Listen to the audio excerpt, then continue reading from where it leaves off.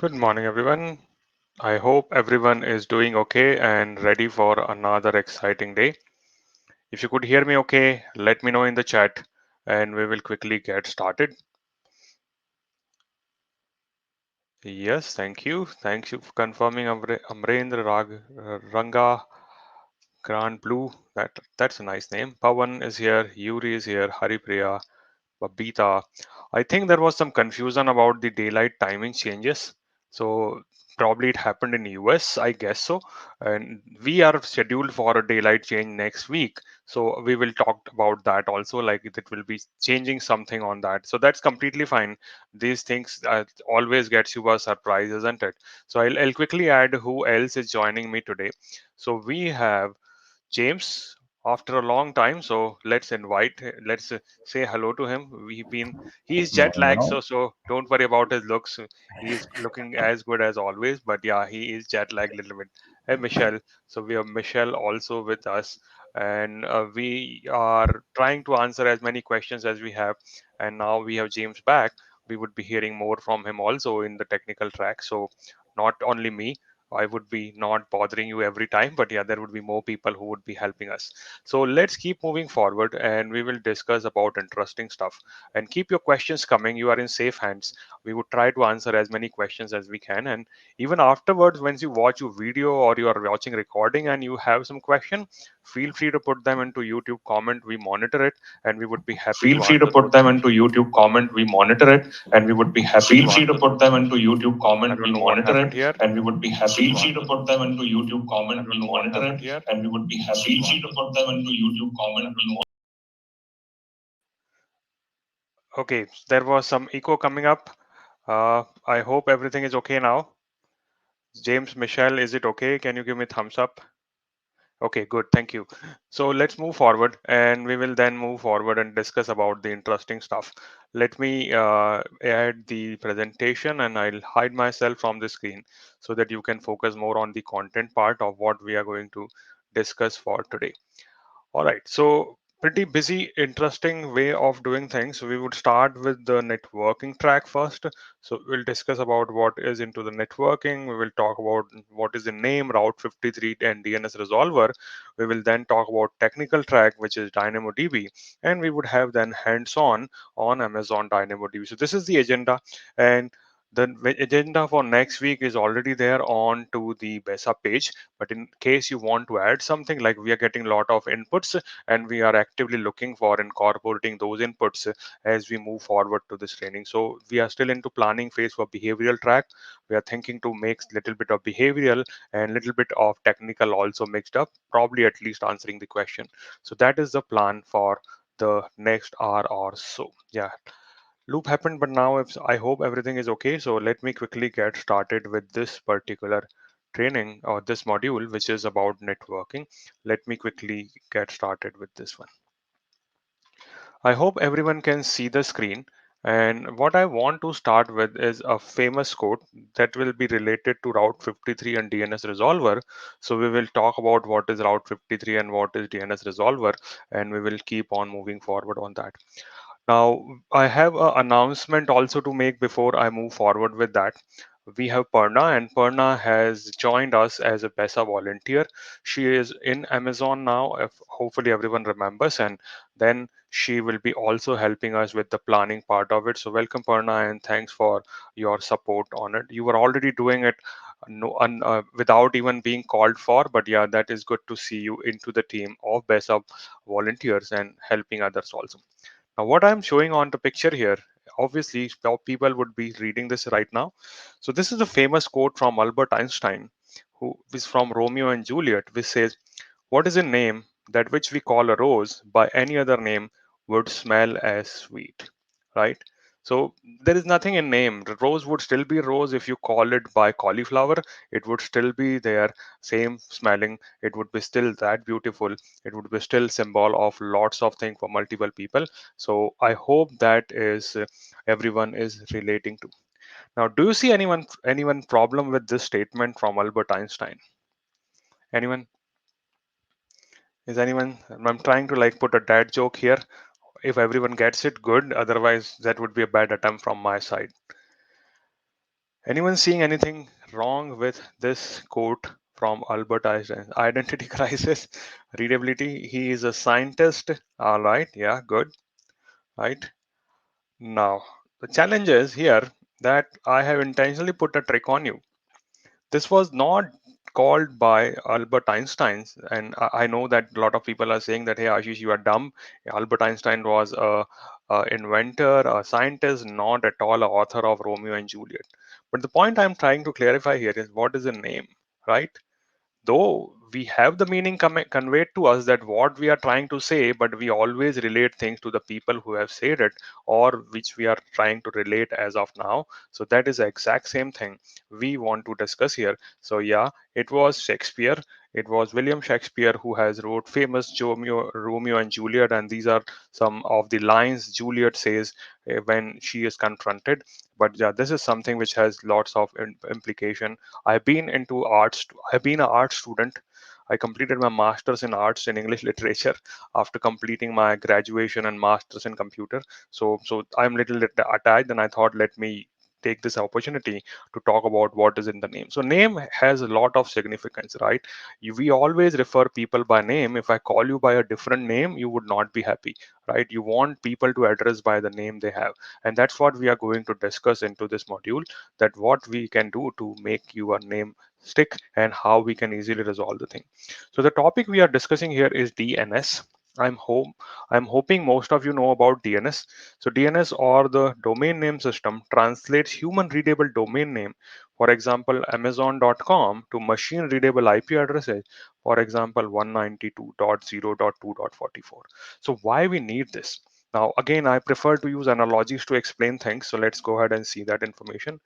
I'm not sure how many of you remember these telephone directories, or what we used to call phone books.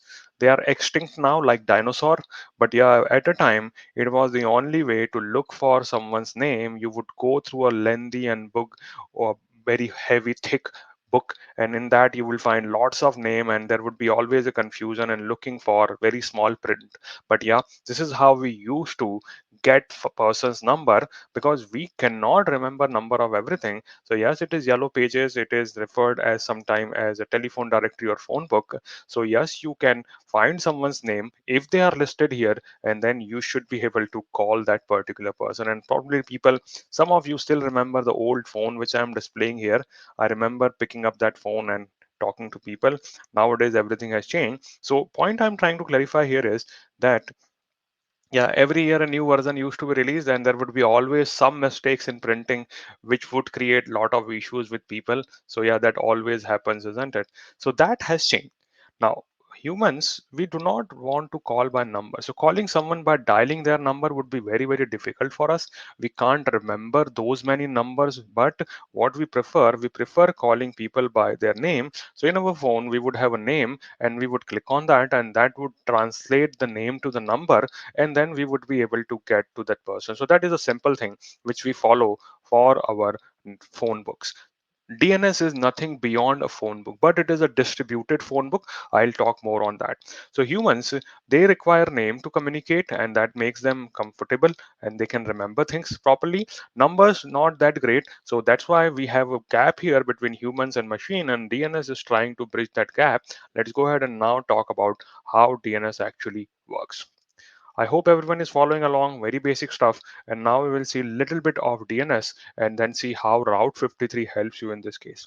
So let's say I opened up a web domain, let's say www.example.com, and now I want people to come to it. Let's see what are my methods for it. So this name which I have to go to a DNS provider, and that DNS provider would allow me to register my domain. In my case right now, I am thinking to use Route 53, but Route 53 is not mandatory.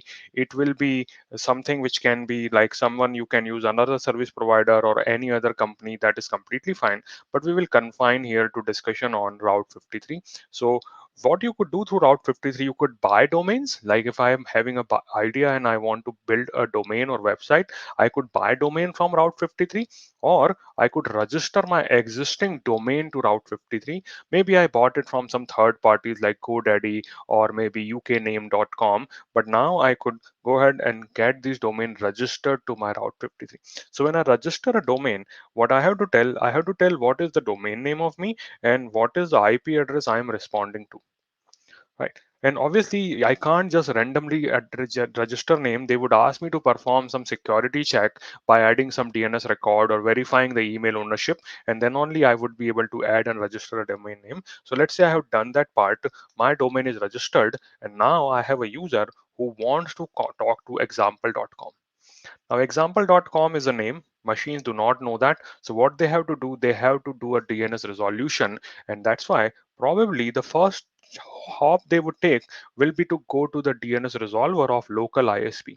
Whoever is your service provider, they would have set up a DNS server or maybe a forwarder at least who would carry your request to next thing. So, that should be of the way of doing things. So we would be having a local ISP which will have a DNS resolver or a DNS server, and that would start helping us in reaching out to example.com.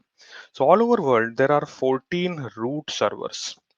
When I say 14 root server, this doesn't mean only 14 boxes, but there could be group of cluster. There are called dot domains, and these dot domains are actually allowing me to perform on the name resolution. Now, when I talk to say I want to talk to www.amazon.com, actually behind the scene, it is considered like this. So Amazon.com and then one more dot, and that one dot we am saying here is representing these 14 root domains of cloud of internet. So all these internet traffic for DNS relies on these 14 domain name server. They are spread across geography, maintained by different independent authorities, so that no one single person is controlling that thing. But that would always happen. So first request, if my DNS doesn't know, like I'm trying to talk to a person, if I do not know their number, I have to consult. So maybe I would go ahead and look for that into root domain server. When I say I would look for, probably it will be done by the DNS of my local ISP. So it will go ahead and say to this root server and say, hey, do you know anyone with the name www.example.com?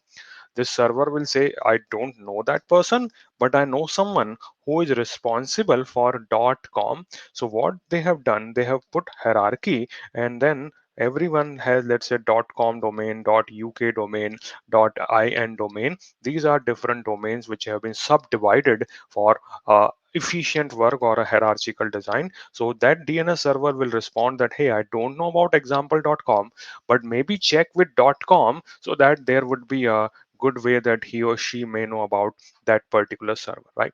Let's say you want to talk to someone in Amazon. Now you just know the name.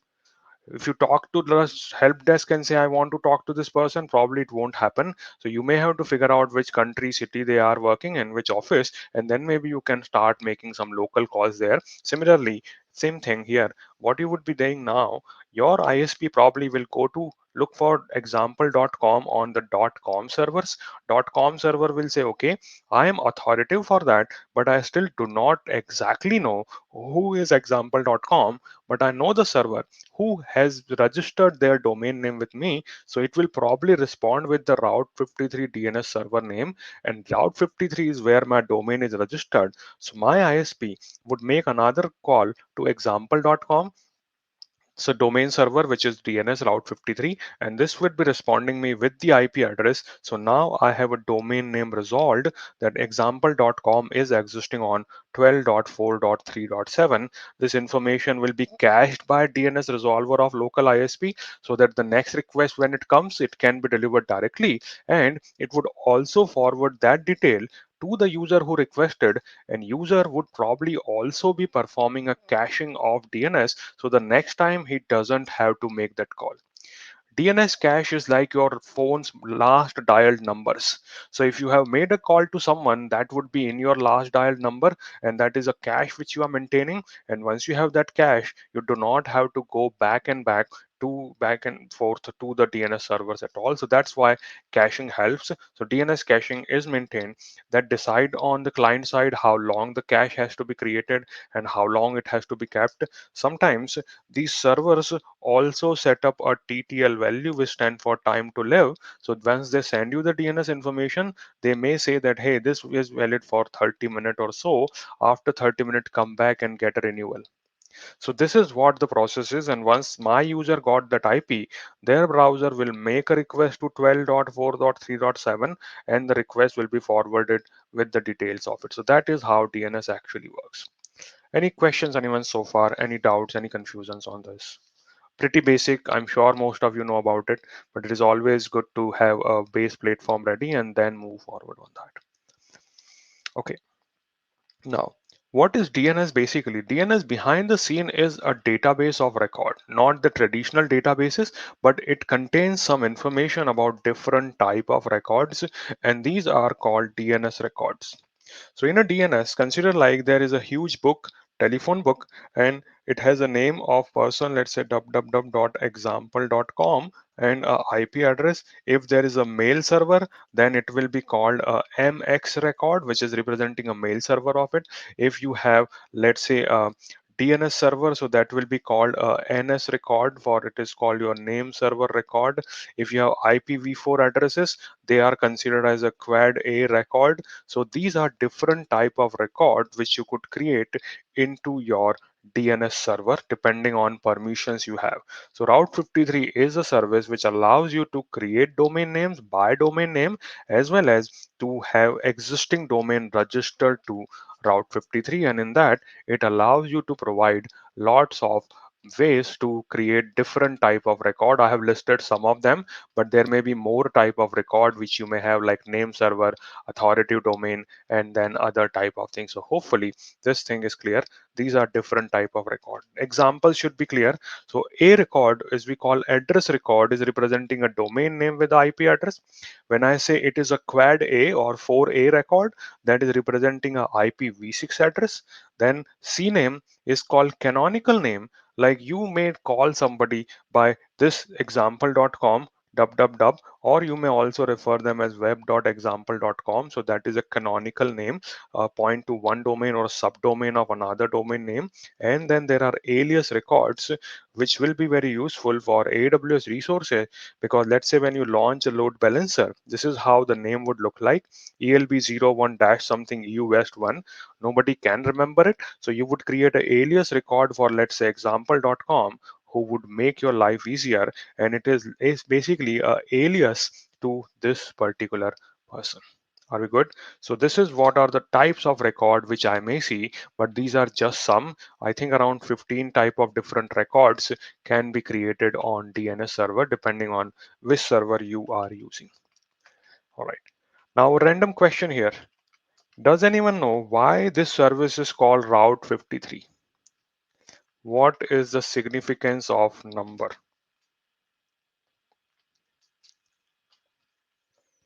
Anyone?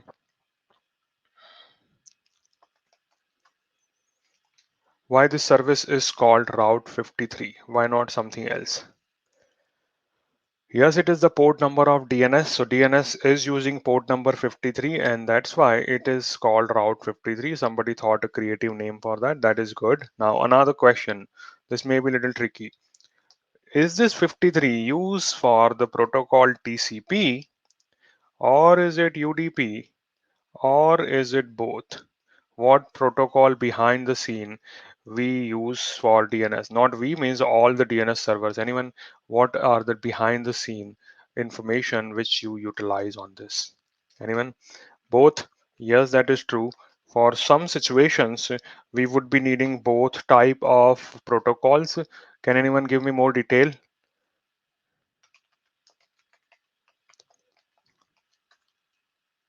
Any specific time when a UDP is used and when a TCP is used? So there is, whenever you have a DNS name resolution request, that time it uses UDP protocol. But when there is a DNS zone transfers, which means one server sharing their information with another servers.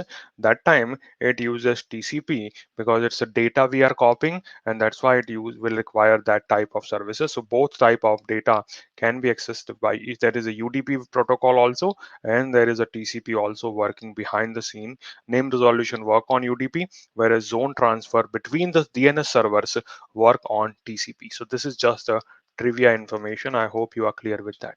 So what I'm trying to do now, I want to log into AWS console and see Route 53 into action. So Route 53 is a global service. I would just go to that and I would be able to see the details of it. And what we do, we maintain this Route 53 service across multiple servers from the globe. So all the places we have multiple servers on .co.uk and on all other places there were servers run. So I'm on dashboard here. What I could do from here, I could register my domains, right? So if I'm looking to buy a domain, I could go ahead and transfer. I could register a new domain for that. I could check what is availability of that .com, .net, .org, and I could go ahead and check and then buy that domain. Shouldn't be a problem. Or if I already have domain purchased, I could transfer that domain to this particular Route 53 service so that we can look for. Should not be a problem. And apart from that, we also allow you to create something called hosted zones, which will be carrying multiple records of your domain. And these can be internal, private, or these can be public also, should not be a problem. So idea of this hosted zone is, it is the place where all my records would be maintained. So let's say if I want that, I want to create a hosted zone, which will be called aws.internal. This is what I would be using within AWS, or example.aws, that is up to me. And I could go ahead and say, is it a public hosted zone or is it a private hosted zone? Public hosted zone determine how traffic is routed on the internet. So they would be a internet friendly kind of a stuff, means any resources which you want to have a public domain name, you would require this. I am interested right now in creating a private hosted zone, so I could go ahead and create a private hosted zone. These zones, when I create, has to be associated with a VPC. Unless I have a zone associated, it won't be working. So what I could do, I could select a specific region and I could associate my DNS name to those VPC in those locations. So let's say I have a VPC called VPCA in Northern Virginia, and I could have created this domain name hosted zone associated with that. So a concept of hosted zone is that all the name resolution for this VPC will be maintained by this hosted zone. If you want to add a record, you would be adding those records in this particular place. Okay. Now I have a question for you. So what you see right now, that we created something called a hosted zone, and I have associated with a VPC. Right? So this VPC would always be referencing, let's say this was example dot AWS. So if I have a machine here, which is called machine A, its name will become a.example.aws. If I have a machine called B here, it will become b.example.aws. My question is, if I have another VPC, so this was my VPC1 and this is my VPC2, can this hosted zone be also associated with a second VPC? Anyone knows about it? Can I associate same hosted zone with multiple VPCs? All right, Pawan is going for yes. Answer is yes on that. That is completely true, because now you may have resources here called C and D, and they all can now be referred as c.example.aws and then a.example.aws. So that was easy one. Forward zone is a little different. We will talk about forward zone. Now I have to, like, throwing curveballs to you, asking another question. Can I have another hosted zone, and this time I am calling it example 2.aws, and can I also associate with this VPC? What do you think? Can I have a different domain name, or sorry, is hosted zone also associated with the same VPC? Now I have two. My questions are always tricky, isn't it? Answer is yes in this case. You can. So sometime when we have a requirement like I want to be known like I'm migrating and I want to keep the same domain name as we were doing in on-prem and then relate it here also. So yes, this is possible. It confuses people, but yes, technically it is possible that we could have this kind of architecture too. Shouldn't be a problem at all. So I hope this association is clear. I'm keeping it simple right now. I have just associated with one VPC and I have created the hosted zone. That's all I have done. So once this hosted zone is created, now I could start creating records in that what I was referencing to. And if you see this example.aws, this is having NS. NS stand for name server. Yeah, it was confusing. I agree on that, Pawan. But yeah, it is there. You can do that. So that is mostly helpful when you are migrating from on-prem and you do not want to migrate you don't want to change the domain name of on-prem, but want additional name for your AWS resource. So that time you could use it. Now, what happened here? Just as soon as I say I want to host a domain called example.aws, it was internal. There is a name service created, name server. What AWS did, AWS picked up 4 physical servers from all over the world and kept your details there. And if you look at it, they are all are like ns1536.co.uk, .com, .org, .net. Idea of keeping this information in a separate servers is about ensuring reliability of the service. So let's say there was an outage somewhere and all co.uk domain servers are down, still your name resolution will work from these com servers or from org servers or from .net server. So this will always be splitting your information across multiple servers. And if you physically look at these servers, they would be spread across multiple geographies all over the globe. So even if a section of a globe is having a DNS issue, probably it won't be having a problem with that. Right? Do we a name for the service where we could have a VPC associated with 2 different hosted zones? Same route VPC, right? So this is my hosted zone. I have internal.com example.aws. I have associated that. I could go ahead and say, okay, what you are this, and let me add another VPC to you, and which is in Northern Virginia, and I am still associating the same VPCA on that. So this is not a service, Priya. It is still the same interface. And now if you see on that domain name internal.com, I have associated with Frankfurt and US East. And if you remember, US East I have already associated with example.aws. So that's how we would be identifying these information. Will latency is affected when one or four name server goes down? Ranga, I don't know. Probably not, because this is like not one server, but this is again a cluster of servers. So we call it as NS1536. It doesn't mean that there is one physical server.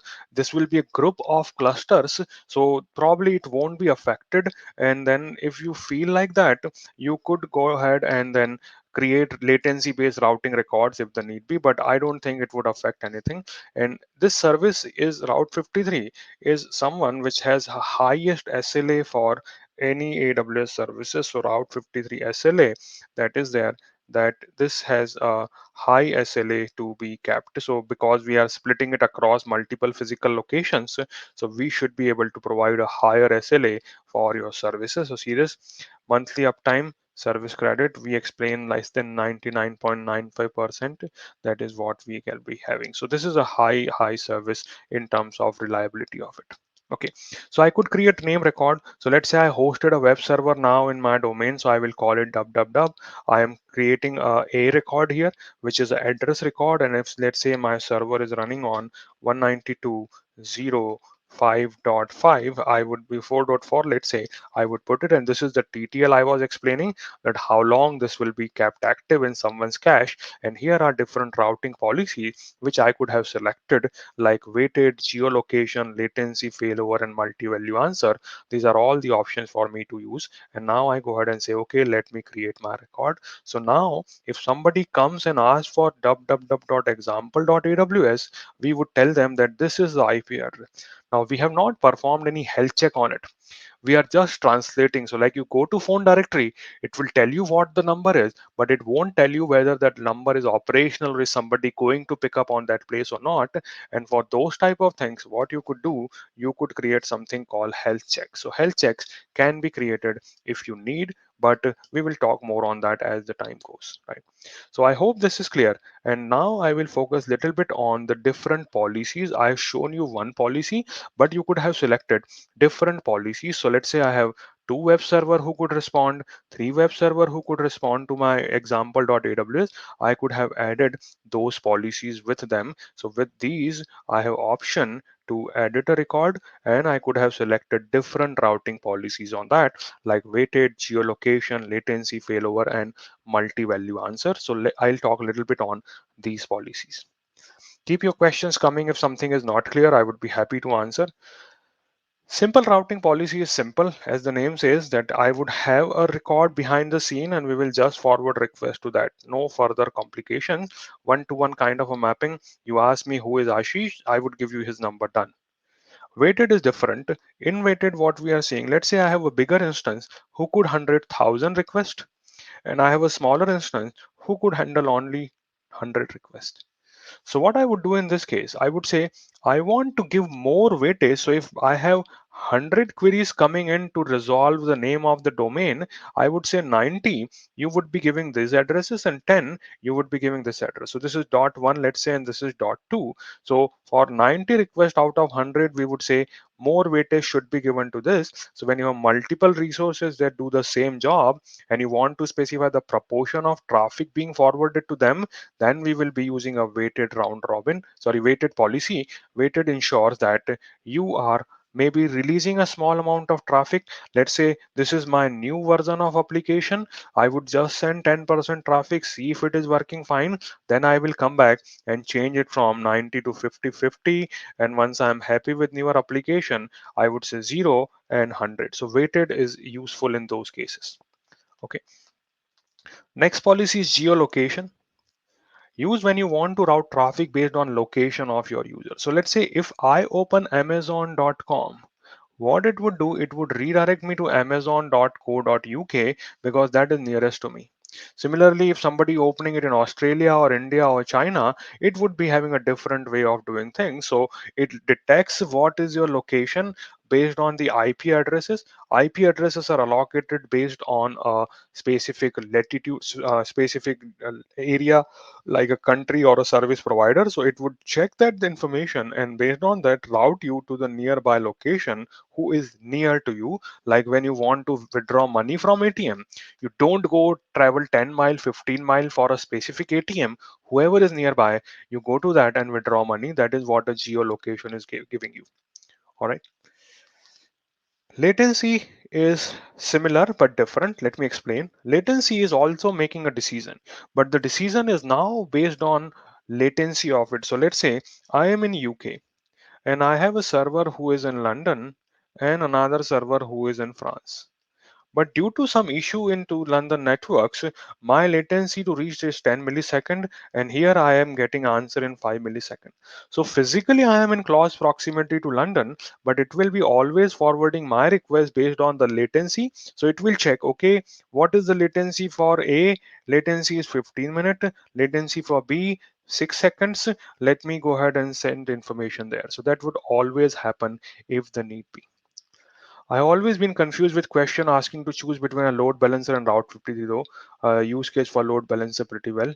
Uh, so we will talk about that. We will discuss that. So see, load balancer is a traffic receiver.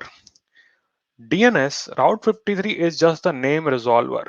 So load balancer, think like, let me give you an example. Let's say you make a call to Barclays Bank, right? I'll give an example. My credit card has some fraudulent transactions and I had to call Barclays Bank. So I didn't know their number. So what I did, I went to Google and searched for Barclay credit card fraud helpline number. So it has delivered me a number, let's say 1800 123 456 78. Just give me an example. This is my DNS. It has told me where I can reach to Barclays team. Now, Is this only one single person sitting on this phone number? Probably not. So this is a board number. Your request will come to it, and then there would be multiple agents behind the scene who would be picking up the call when I am making the call. And this is what my load balancer is doing here. So Route 53 just resolves the name. It may give you A or B or C or D when you make the call. Then your request is forwarded to agent behind the scene who would be having bandwidth available, or maybe a special department. So where to forward will be decided, or who would respond to you, that will be done by load balancer. Where to forward, or where, what is the address, that is best thing is what is the address is given by your Route 53. I hope that makes little sense to you, that how this will be different from Route 50. So Route 53 just forward just results in an IP address given to you, and then load balancer will automatically forward the information to you. All right. Nice, good, thank you, and thanks everyone for pitching in and sharing information. So that is my geolocation. This is what you say use when you want to route traffic based on location of your user.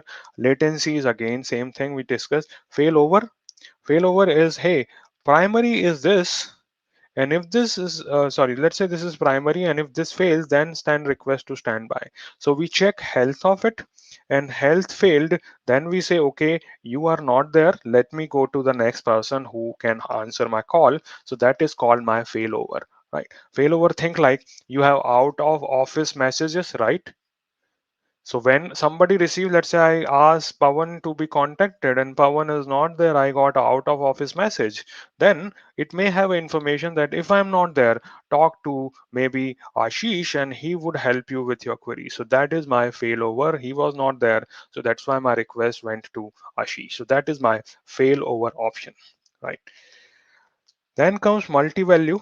This confuses people. Multi-value is a poor man's load balancer. Let me explain what it is. It says use when you want Route 50 to respond to DNS query with up to 8 healthy record sets selected at random. Let me try to draw that. This is something confuses a lot of people. So let me explain multi-value answer. So I am explaining you about multi-value. Right. So let's say I have a server www.example.com and I have multiple IP address. I have 1.1, 2.2, 3.3, 3. Or 4.4. These are different IP addresses which are there, right?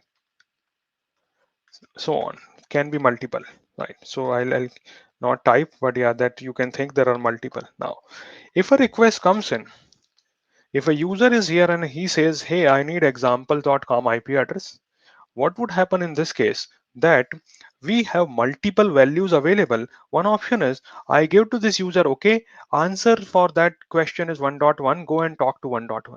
This user goes and talk to 1.1, 1.1 doesn't respond, it comes back, hey, you gave me a number, it is not functioning, do you have another number? This one says, yes, I have, try 2.2.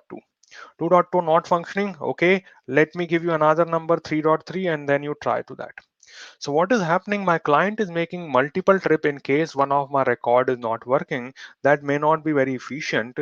We want a efficient design. So what you could do in case multi-value answer, you could say, okay, client, what you want? You want to talk to example.com. I will give you, let's say, 8 addresses of that 1.1, 2.2, 3.3, 4.4, and so on. And you keep all of them and feel free to talk to any of them, right? That is a multi-value answer. So multi-value is a poor man's load balancer, because what may happen that this is another user, user 1, user 2, user 3. It may happen that all of them got 1.1 to 8.8 IP addresses. This one made a call to 2.2, this one made a call to 3.3, this one made a call to 1.1. So that's what is a multi-value answer, where multiple users, multiple records are returned by Route 53, so that you would be able to talk to any of them, and the decision to who to talk is referred on the client. Like you say, Ashish, share your contact details. So I send you my WhatsApp, I send you my mobile number, I send you my email address, I send my LinkedIn profile. You decide where you want to contact. So that is a multi-value answer which we are trying to understand here. I hope everyone is following along and getting the idea of what. So this is all the different policies which you have. And one which is not mentioned here is geo proximity. I think it was already answered into the chat, but geo proximity is basically based on latitude and longitude of your request. So now I am into US. Now physically I can reach to US East 1, US West 1, so US East here and US West here, right? So US West, where I should go. So it will check who is closer in terms of latitude and longitude and forward your request on that. So that's how the things will work. So it ensure you don't get 404 with multi-value. Answer is no. Coffee Brown, that may not be true. What if all 8 records are unhealthy? Right? So it may happen because we checked health and forwarded it, but by the time your request reached, maybe it became unhealthy. So it's not a guarantee that you will not have 404 with this. 404 is a issue on the request, so it may still happen. It is not a guarantee that because of it you will not have a 404 at all. So these are different routing policy, and I will keep this information into chat into the resources section. It is already there, so go ahead and check for it. Any more questions, any doubts, any confusions, anything which is not clear on that? Now we are running a little behind the time, so I'll quickly go through the next topic, which is Route 53 Resolver. I wanted to talk more on that, but yeah, that is little time constraint. So I'll keep slide. I'll quickly talk about it. But in case you have any question, feel free to get in touch. I would be happy to answer questions of Route 53 Resolver inbound and outbound. Let's see how this particular service works. This is important for your exam perspective as well as your design perspective, because this is what you would mostly be doing when you have a hybrid DNS architecture. Let me explain that. So let's first talk about what happens within a VPC for DNS resolution. So I'm just creating a VPC here with 10 series. It has a subnet displayed, but obviously it may have multiple of them. But what I want to explain here, that in every VPC, a IP address is reserved which is used for all the DNS query to be forwarded to. That is called my Route 53 resolver, or sometimes people just call it as a .2 resolver.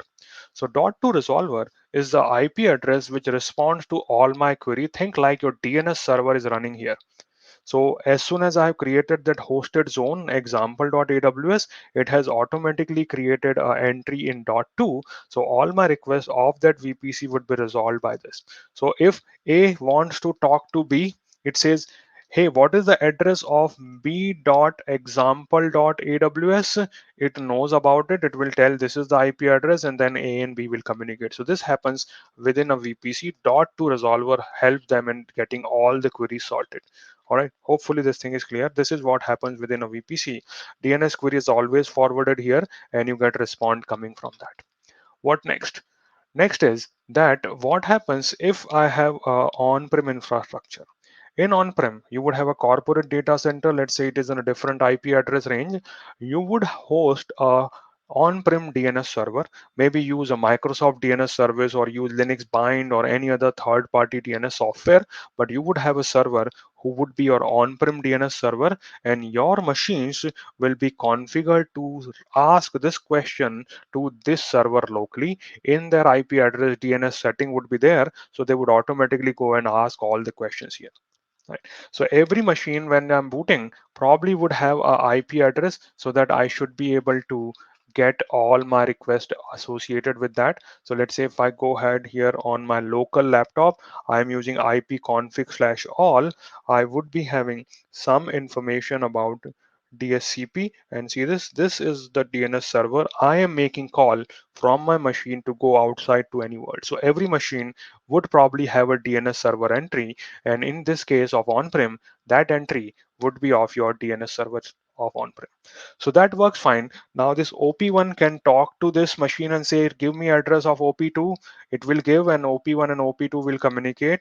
But the challenge here is that they do not have a visibility of cloud, and cloud doesn't have visibility of on-prem, and that's we want to solve. So maybe we have taken care of physical connectivity. So this is my physical connectivity which we have sorted, and through this physical connectivity I can send packet from 10 to 172 and 172 to 16 to 10. That is not a problem at all. So this is has been taken care, physical part. Now let's see what happens when B says, hey, I want to talk to op1.example.onprem. Here the domain I have selected is example.onprem. In DNS of AWS, my domain is example.aws. They are not aware about each other. So what needed to be done? My client would always make requests to the dot to resolver, no exception, unless I modify that. They will always make requests to dot to resolver, but dot to resolver doesn't know what is example dot on-prem. So what we could do in this case, we could create something called a resolver rule. And in this resolver rule, I will say, okay, if you want to talk to example dot on-prem, forward it to a DNS server which is on-prem. Okay, so on-prem DNS server, let's say has address of 172.18.1.1. So I want to forward, but I would need a network interface to initiate the communication. So what happens when you create a outbound resolver, we create a network interface for you in the choice of the subnet, and that is basically a network card which would have IP address, and that would be having a security group also. And now my request through that network card will be forwarded to on-prem server. And now I will ask question, hey, who is op1? And it will respond that op1 is 172.18.5.5. I will pass this information to B, and B will then make communication to op1 or op2. So that's how your outbound resolver works. It always require a network interface, and through that network interface we would forward request to on-prem DNS server, and we would be able to utilize all these things on that. When you get time, please create a Udemy video on Route 53. I plan to, Pawan. Only thing is time. Yeah, but I am having some plan time coming up. So yeah, I'll put a video on Route 53 on Udemy. I'll try my best. So this is what we solved is a AWS machine trying to on-prem. We solve that problem. We are able to resolve op1.example.onprem by leveraging something called a outbound ENI through a resolver rule. Okay. Now, question comes, this is one way. What if my OP2 here says, I want to talk to a.example.aws? That is again a challenge, right? Because here what is happening that op2 knows about example.onprem, and it will send its request to on-prem DNS server. On-prem DNS server again doesn't know how to talk to op b here or to the domain example.aws. So what you could do, this resolver is a common approach which exists in on-prem DNS server also. I can also create here a resolver rule which will say, if you want to get domain resolved for example.aws, forward it to. Now, two is what? Two should be IP address, two should be a network interface. So what I have to do, I have to create here a Route 53 resolver inbound network interface. So there are two type of resolver, outbound resolver and inbound resolver. Inbound resolver would have an IP address, and that IP address I would be putting into resolver rule of on-prem. So my request will be forwarded to it. It will talk to the dot to resolver, get the IP address of b.example.aws or a.example.aws, and deliver this information to this machine here, and they would start communicating. So this is what is called Route 53 resolver. They are useful when you have a hybrid architecture from on-prem to cloud or cloud to on-prem, so you could utilize it. 2 more minutes so that I could explain you into the UI. So this is my Route 53 resolvers here. If I go back here, see this, I can create an inbound endpoint. I could create an outbound endpoint. Inbound when I want to receive requests from on-prem, outbound when I want to make requests to on-prem. So I would create an endpoint. I would call it call on-prem or receive traffic From on-prem, I would obviously associate with a VPC. Let's say this is the one. If it is a network interface, I would need a security group. I would select what type of endpoint it is, and I would be needing a subnet where my LAN card would be created. And we always have requirement to have like this too, so that at least two network cards are created, and you can now create an inbound endpoint. So it is basically a network interface on which your request would be coming in. That was my inbound endpoint. Similarly, you could create an outbound endpoint. See this one. In this case, I would say, what is my domain? This is my example.onprem I want to talk to. This is endpoint name, endpoint. Which VPC would be associated? Let's say VPC A, right? So cannot special characters. So let me call it on-prem only, done. And I would then say security group, which is required because it's a network interface, IPv4. Similarly, I would select which availability zone it will be part of, which subnet it would connect into. I could have one same subnet if required, shouldn't be a problem. And then I will say create outbound endpoint. So I have now created both type of communication so that on-prem and cloud both can have name resolution done. Network traffic can now flow by name, not just IP addresses. So this is hopefully is clear with everyone. Instead of AWS and it's shown, no. So see that time on-prem you create resolver rules. So see this ENIs is created Ranga in AWS. These ENI I'm maintaining in AWS. You would have here a IP address. So see this for outbound, I just need to talk to IP address. So I would have a path. My request will follow this physical connectivity and reach to this server. On-prem, I have created a rule. So on-prem when wants to talk to example.aws, it would also follow the same path and reach out to this server for getting the traffic. So instead, you can't create these ENI. These are network interfaces on AWS side. Here, you would probably have a router who would communicate and have traffic sent. So hopefully this is there.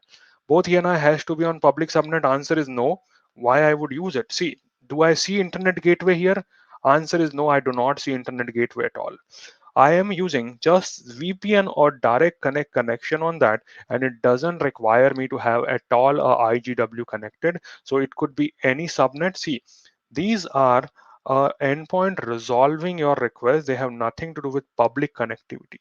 So I have kept it like this. So it will always have a internal IP. It will never have a public IP, right? So they would not be having a public subnet requirement. All right. Any questions, any doubts, any confusions, anyone? Okay, so I have taken a little bit more time than expected, which always happens. Let's go ahead and now take a short break for 5 minutes. And once we return, we will then discuss about more interesting stuff. So 5 minutes and we start again. Enjoy your time, everyone.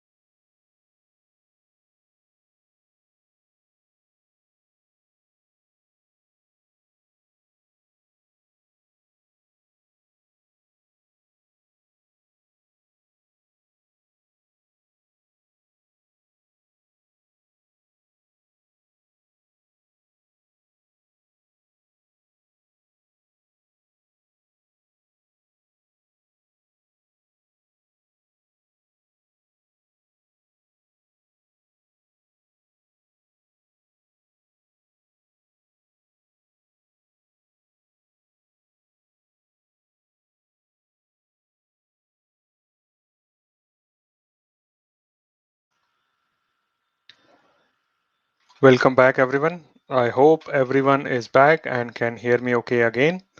So, if you are back, type in chat your favorite AWS service.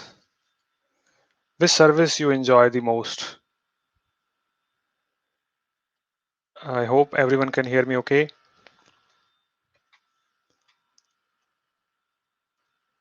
EC2, S3, ECS, step function.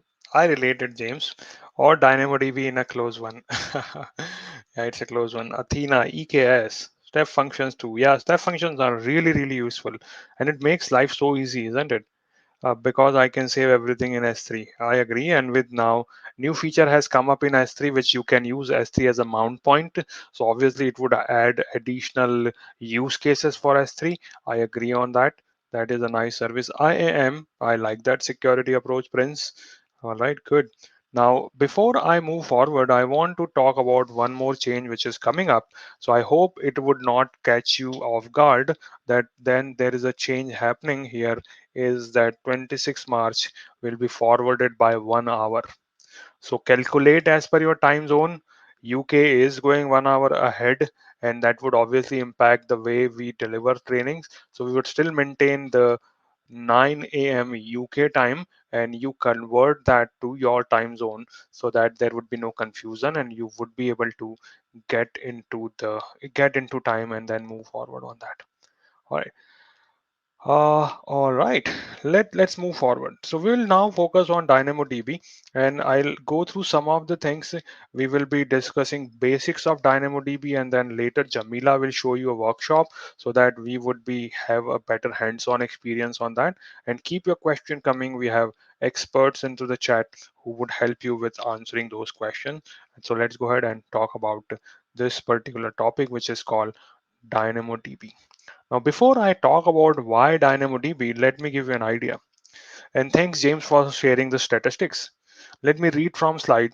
Over the course of Prime Day, which everyone hopefully knows, where we all spend a lot of money on, Prime Day, the sources made trillion of calls to the DynamoDB API. DynamoDB maintained high availability while delivering single digit millisecond response with peaking at 105.2 million requests per second. Imagine the backend who is that massive who could deliver this kind of performance without batting an eye. Single digit millisecond latency or 105.2 million requests per second. Unimaginable, I would say. It's a huge number we are talking about. Quantify that number to hours, quantify that numbers to day, and then you will realize that how stable and performant this infrastructure is. So what we are exploring is just some of it, and probably you may not have that huge use case, but there is always a lot of saving and performance which you can get because of DynamoDB. And the good part about services of AWS is that they always mature like wine with the time. So there were a lot of features which are always being added, and we are utilizing these things, right? So that's how we will be moving forward with that. Now I have delivered this session before, so for some of you who are your repeaters, it may be little same information, but yeah, if you have any specific question, I would be happy to answer those questions as we move forward. So DynamoDB is a NoSQL database. We already discussed. It can store key value pairs. It can store documents if the need be. So that is what we would be seeing. So let's say I have information to store Harry Potter, J.K. Rowling, 12 chapter, $20 as a price. We have another book called The Guide from Indian author R.K. Narayan, 18 chapter, $10 as a price. Another book called War and Peace, which is Leo Tolstoy. I do not have maybe information about its price and the number of chapter. Another book, Freedom in Exile, 14 Dalai Lama, 14th chapter, $15 as a price, and Homo Thondo. So that was all the information I want to store. And maybe I have another one, John Milton old classic, Paradise Lost, which is like a poem which has 360 pages on that. So this is the information I want to store into my DynamoDB table. So what DynamoDB is doing, DynamoDB is performing some magic of hash function. It identifies some information, and that will be used to diversify your storage or to keep your storage or data into a different pattern. So this hash function, which is a secret sauce of DynamoDB, it would distribute your data across partitions. Partition is a chunk of storage unit or a node. When you would be utilizing your application, we would be using these information, right? So that is your DynamoDB, which you would be leveraging on. So DynamoDB will create partitions where you will not be seeing these partitions from front end, but this is behind the scene how it actually works. And maybe my book Harry Potter goes here, the guide goes here, War and Peace, and then maybe Freedom in Exile and Paradise Lost. So all this information would be distributed based on the hash function. Hash function, if you do not know, it is just a way to create some distribution of data. So there are multiple type of algorithm. I'm not saying DynamoDB uses one of them, but maybe just an idea. Let's say I have a SHA, I say 1, 2, 3, I would be getting a hash like this. So this is basically randomizing the way I am storing the data. Next number is EEE, I have a different hash value coming from it. So this is are you using here in this particular. Where is your book? Which specific book, Jamila, you are asking about? Anything? I sorry, I forgot about that. Maybe uh, Udemy. Okay, from the previous slide. Previous slide, I had a book. Oh, okay. I get the joke. Yeah, it takes me time. Probably, yeah, that is a good idea. Why not? I get the joke now. So yeah, I will add my book also. Why not? But I feel little dwarfed by mentioning my name with those type of people like John Milton and then J.K. Rowling, Dalai Lama. Maybe in next life, but not this life, Jamila. But thanks for mentioning. Thank you. Let's move forward. All right. So what DynamoDB will be doing, there are some entities which you have to think about, that we have table. So this whole data is stored in a form of something called a table. So like in traditional databases, we have table. This is similar, but not exact same, because in relational databases, your table would have different communication mechanism, or that there will be different links to different table and then relations on that. But this is a plain structure of keeping information, like table, Harry Potter, the guide, War and Peace, and all. So this is a table. Table is similar to other database system. DynamoDB store data in table. A table is a collection of data, and what we store here in traditional world we call it record, but here we would call it as an item. So this is an item. This whole thing is an item, and an item contains zero or more items in that. Table contains zero or more item. Item is a group of attribute. So what is an attribute? This information we have stored is my attribute. So Paradise Lost, John Milton, 360 pages, attribute. This is what all my attributes are. Right. So I hope this is clear and how we keep. So attribute is a fundamental unit which cannot be further broken down, and that is what we store as an attribute.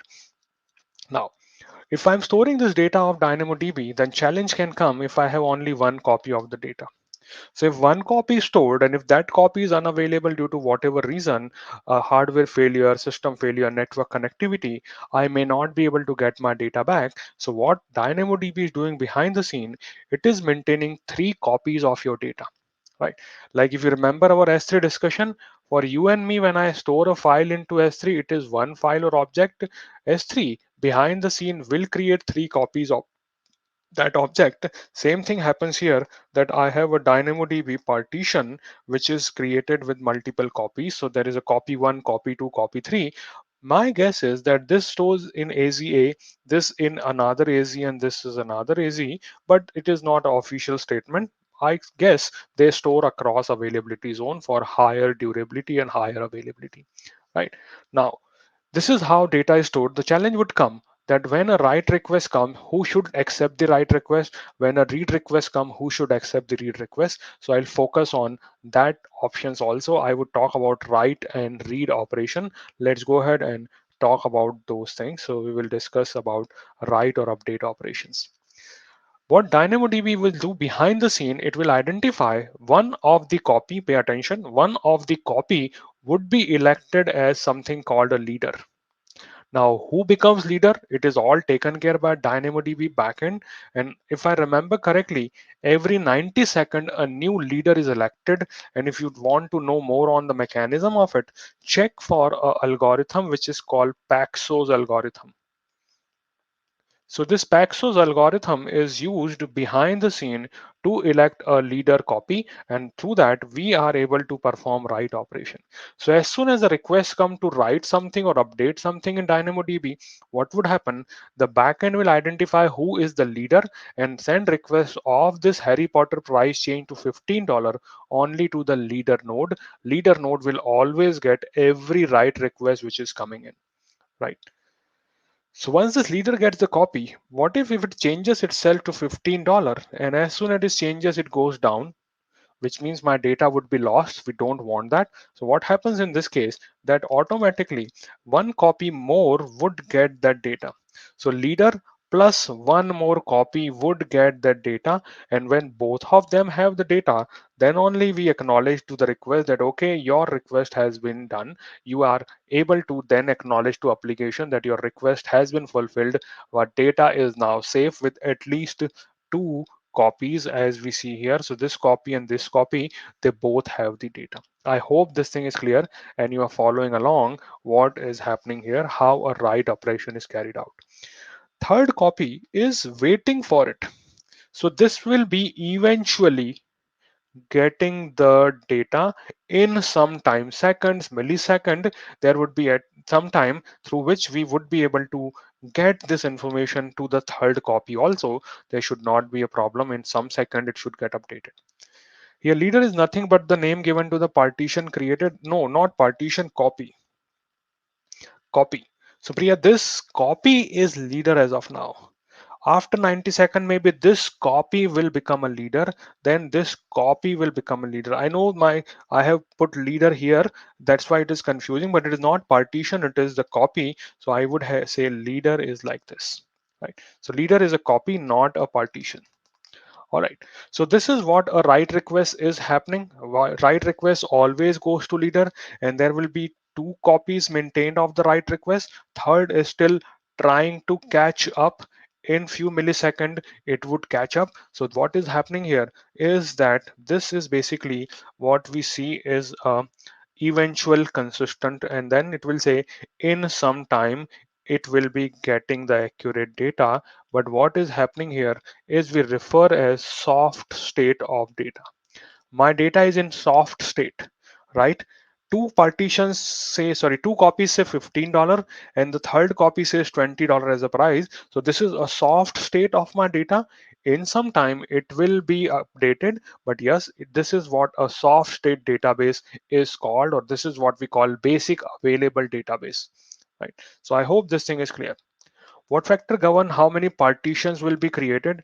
Uh, by three partition, first to a single partition and then replicated to another two. Yes, exactly. So how many partitions are created? There are some calculations Sam behind the scene. Every partition will not go beyond 10 GB. So that is one. And then I remember if correctly, so 3000 read capacity unit and 1000 write capacity unit.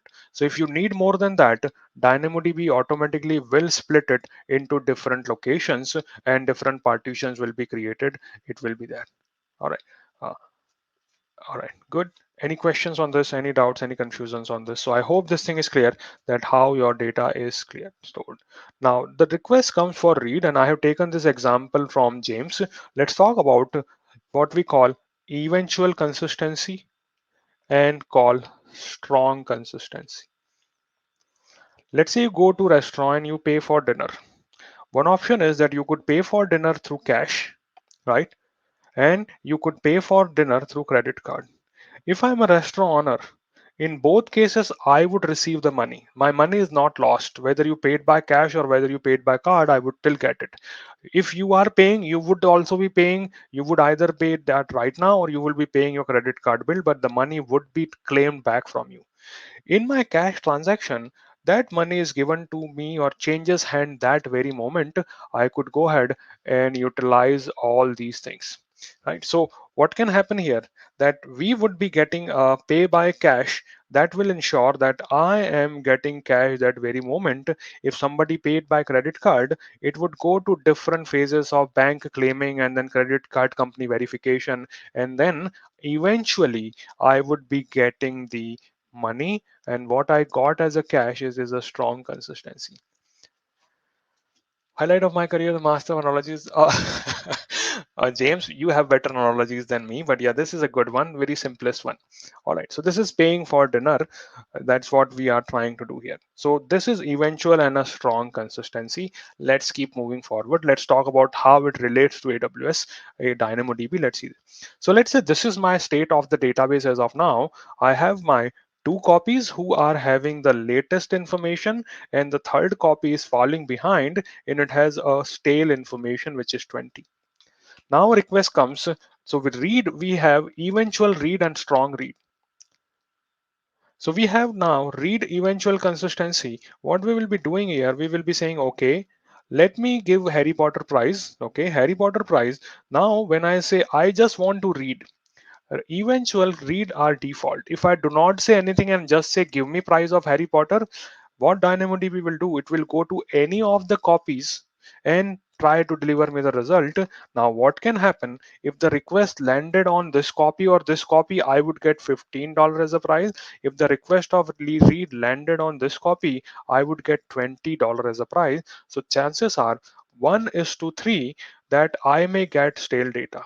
So I may get $15 as a price or I may get $20 as a price, but this is expected because we call it soft state. This is read eventual consistency, right? So I would use this method when I am not very concerned about the accuracy. I am more concerned about the performance of my read request. I want to just read it. I don't care is it the latest or stale information. I just want some data. That time I would use eventual consistency, and this is the default mechanism. Second mechanism we have for read is strong. Somebody who says I want to have a strong read. I want to have a strong read. So in that case, what would happen? DynamoDB backend will perform two things. It will say, hey, out of three copies, who is the leader? It will identify the leader and then send request to the leader only. Leader requirement to become a leader is that it should have all the changes caught up with. It should have no stale data. It should have all accurate information. So what would happen now if I am talking to someone who knows everything? I would be getting the latest information, and I would always get $15 as a prize for my Harry Potter. So I hope this thing is clear. So when you read, you decide what works well for you, whether you want to read it in a eventual format or you want to read it into strong format, and how you initiate that request. Let me tell you. So read is called get item request in DynamoDB. So I am getting an item.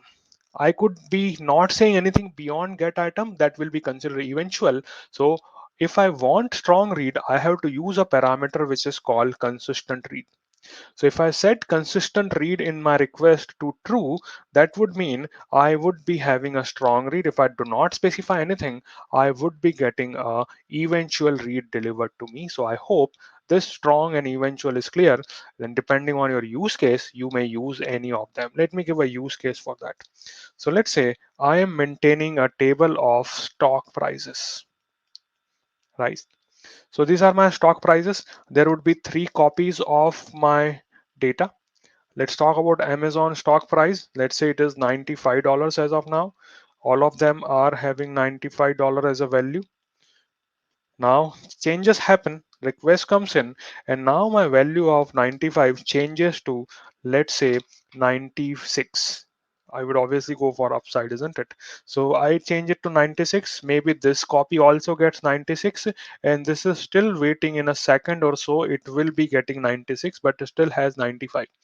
Now, if from this table, this is my stock price table, if from this table I am reading, I could read this data for something like a news scroll, like I am displaying a ticker at the news, and that will tell me that what is the price for Amazon stock. And the same data I may read for a financial application, right? Now you tell me where I need strong read, where I need eventual read. Tell me where eventual read is okay and where a strong read is recommended.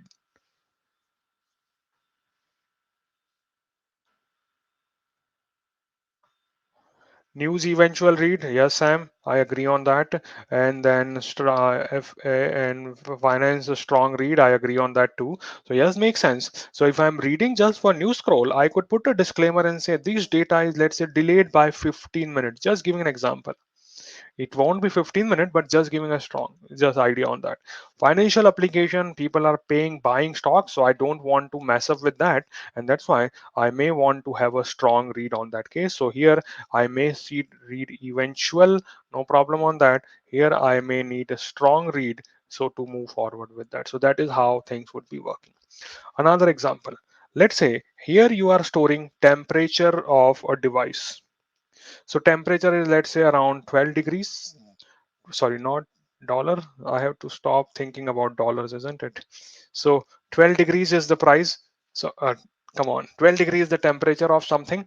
Now, if this is just a weather broadcasting station, now if this 12 changes to 12.01, it doesn't make much of a difference. It is just a news broadcast, or maybe I'm just displaying on a website. But if this temperature was for a ICU, a critical person I'm monitoring, or I'm maintaining their temperature, or I'm checking something for a person's life and death situation, then even this point one difference may be of worth noticing. And that's why it would make a good proposition to use strong read. Otherwise I could have used a eventual read on that. So you decide what works well for you, and you can then decide on where the strong read should be used and where your eventual read should be used, right? I hope this thing is clear and you have a better idea on strong and eventual read. Keep your questions coming. We would be happy to answer as much as we can. Now, is it expensive to have strong read? Yes, it is. We are coming to that pricing part. So yes, strong read are, I won't say call it expensive, but it will consume more capacity. So we'll talk about capacity, that how cost calculation works in DynamoDB, and that would give you more idea on how the pricing works in that case. So we'll talk about that. All right. Now, DynamoDB allows you to have information stored in this format. Like these are my key value pairs, and within that key value, I can even have nested attributes, should not be a problem at all. So nested attribute are also there. So you should be able to have nested attribute like address is made up of city, state, zip code, and you can go up to 32 level of nesting. Standard attribute are called scalar attribute, and then we can have nested attribute also in that particular case. You decide what works well for you. Now, the storage in DynamoDB is done by your partition key and salt key. So I'll keep this information into the PDF file. So check for that, and I would be happy to explain some of them. But let me now talk on the price performance ratio of it. So this whole data is discussed into previous training also. So you should be able to see this indexes and all in that. And I have included a comparison between GSI and LSI also. So you can check this also into the PDF file. By the way, the resources are available right now. I made them available last night, so you should be able to get all of these from the resources section of BESA website. Now let me talk about the performance side of it, read and write capacity. In traditional world, how a performance is measured, let's talk about that. So I want to have a database. The database will be on a server, could be physical, could be virtual, doesn't matter. That server will have operating system. Then I would have my database engine, and on that I would have a table created, right? For my employee table or a customer table or student table, whatever it is. My performance, which is delivered by my table, is purely controlled by the server I have. How much CPU I have in that, how much RAM I have in that, and then if I have multiple tables on that, or multiple databases and multiple table in those databases, basically in a way I am sharing that available CPU and RAM. So I can't guarantee a very specific performance for my table. My performance is always governed by the backend who is powering up the table. That is little challenging in deciding. Maybe out of that, only one table need high performance as of now. Let's say this is my user registration table. I am going ahead with a campaign, lot of user would be registering, but that doesn't mean order need to be explained, or my fraud detection has to be expanded. That is not possible in a traditional system. DynamoDB gives you that flexibility. In DynamoDB, you just create a table, and table would allow you to just have configuration done on itself. So it should not be a problem at all. So you could say, hey, my customer table would have high requirement right now, orders table would have low requirement. So I could configure performance on a table level without worrying about the backend and all other stuff. That's what a DynamoDB allows me to do. So I can have a table level performance configured for my DynamoDB, and that would help me also to keep cost at the table level, right? So let's go ahead and talk about that. So table performance is controlled by two settings. First setting is called read capacity unit, and second setting is called write capacity unit. You do not specify size of DynamoDB table. In traditional system, you would have a database created, and whatever is the disk available, that much you would be able to store. In DynamoDB, you do not have to worry at all about it. You just say what RCU and WCU you need, and we would ensure that you get that much of RCU and WCU, right? And it will be RCU is one strong read per second of two eventual consistent read per second for an item up to 4 KB. So if I configured, it would be better if I show it on a console so that you could relate the performance aspect of it. Let me go to Route 53 here, sorry, DynamoDB. So I'm on DynamoDB here, and let's say create a table. So I'm on table section, and let's say create a table called students. Okay. I would select a partition key. So let's say ID of student is my partition key, which I'm keeping as a number. So that is completely fine. And here I decide what my performance requirements are. So I could go with default. In default case, I would be having 5 RCU and 5 WCU. That's all.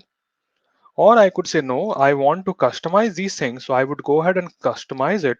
And through this customization, I would be able to select a very specific requirement as per my application. So I want to calculate the capacity, and this is very interesting way to understand how capacity is calculated and how your cost would vary on that. So here everything is is driven by your application requirement. You tell what exactly you need from your table, how many read, how many writes, and it is not a permanent thing. You could change it later. But let's say I decide that my application would require, my item size is 4 KB, and I would be needing 10 read per second, and I'm needing a strongly read for that. So if I need 4 KB item to be read 10 times per second in a strong consistency, I have to configure my RCU to 10, and that would cost me $2.91. That is my strong consistency, right? So I selected what my size of item is. I selected how much I want to read from, per second, and I selected the type of read I want to perform. Based on that, I would be needing 10 read capacity unit, and I will be paying 2.91 per month on this scenario. What if I say I am okay to have eventual consistency? So see this. In a eventual consistency, you would need half of the capacity. So in a second, if you can perform one strong read, you would be able to perform two eventual read. So obviously that would also bring down your cost. So here I have strong consistency. Read capacity unit is 10, and that is ensuring that I deliver this much of performance come what may. But if I am okay with eventual consistency, I won't need to configure more than 5 on that because it is just double. So in the same second, one strong read will be performed, or two eventual read will be performed on that. So that is how I could identify. So this can be configured later also. You decide on what works well for you, and based on that, you would be selecting this WC and RCU value. You do not select CPU memory. You say what your performance requirements are, and DynamoDB backend would provide you the required resources. Shouldn't be a problem at all on that case, right? So 1:2, remember the ratio. One strong read equals to two eventual read, and then you can fine tune it as per your own requirement. Okay, I hope this thing is clear. So this was called my read capacity unit. How about write? Configuration is same, we call it WCU, but write are less confusing, isn't it? So one WCU one write per second of item up to 1 KB in size. The box size for write is 1 KB, so be aware about that. So we have 1 KB box size, and through that we read the data. Let me go back to the console here. So if I see here, if I have a 4 KB item, that means I would be needing 4 WCU for that, because every KB is consumed by one write here, right? So if my item was 3 KB, then what I would be needing? I would be needing 3 write capacity unit. If item was 1 KB, I would be needing 1 write capacity unit. So box size for your read capacity unit is 4, whereas box size of your write capacity unit is 1. Just be aware about that. Now, you can't consume partial RCU in cases. So what if my item was 5 KB in size? So if it was 5 KB, see this strong. So I would need 20. Why? Because it is 4 plus 1, which is 2 read requested. It is not a partial read I could do. So if my item is 4, I would need 10. If my item is 3, I would still need 10. If it is 2, still 10. 1, still 10. Right? So one RCU consumes the whole 4 KB read. It is not partially done. So up to 4 KB, no issues. But as soon as it becomes 5 KB item, my read capacity unit requirement would be doubled. That's how the calculations are done. There is no partial read or write. It is the full read or write which is there. I hope everyone is getting their question answered and getting some idea on what is RCU and WCU is. And then you could have different capacity mode configure for your DynamoDB table. So here you could go ahead with on demand. On demand means, hey, I don't care if one request comes in, fulfill that. If 1 million requests comes in, fulfill that. That is my on demand. But that can give you some surprise into the billing, because your billing would be variable. You would be paying for every request comes in, whether it is 1 or 1 million, you will end up paying for all of it. So that is your on demand. This is good when you have unpredictable workload, where you do not know how long the request would be, how many requests would be, no pattern idea, maybe just launched or maybe a marketing campaign. On demand is good in that case, but be aware that your bill can also be different depending on how many requests comes in. If let's say there was a mistake or there was an attack on your application, it ended up into 1 million requests, you would still end up paying for it, because we would keep on adding capacity to the backend because you selected a on demand mode, right? On the other hand is called provisioned. Manage and optimize your cost by allocating read write capacity in advance. So I say I don't want that configuration that changes. I want to have a fixed amount to be paid come what may, right? I don't want variable amount to be paid. So that time I could go with provision capacity. In provision mode, I would say I would need 10 RCU, 10 WCU, whatever, and DynamoDB would maintain that much of it.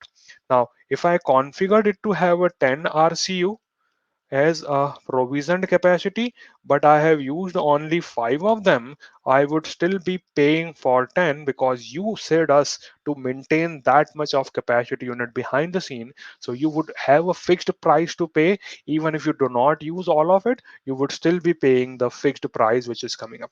So it depends on what your use cases are and how you want to use these services. Flexibility is there. You can automatically also change it or manually change it or schedule this change. So when I am running a new application, maybe I am okay with on demand. I verify what is the regular request coming to my application, and then I can go to provisioned, make only that much capacity available. I can buy reservation also, so it will keep my cost lower.